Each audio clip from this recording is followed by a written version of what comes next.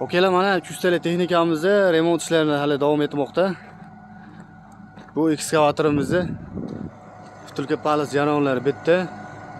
Xudo xolasa adapterlarni ham obzor qilgan edik ish jarayonlarida.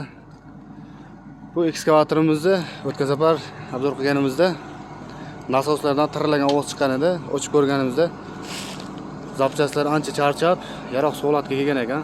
Bunga yangi koreyskiy garantiyali nasoslardan qo'yib beramiz.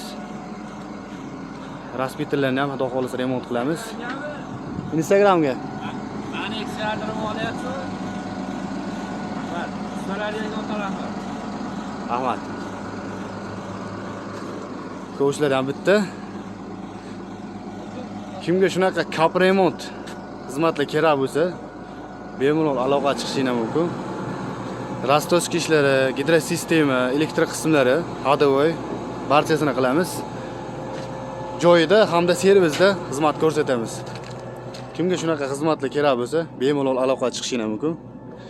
Kimga yoqqan bo'lsa, like bosishni esdan chiqmasin.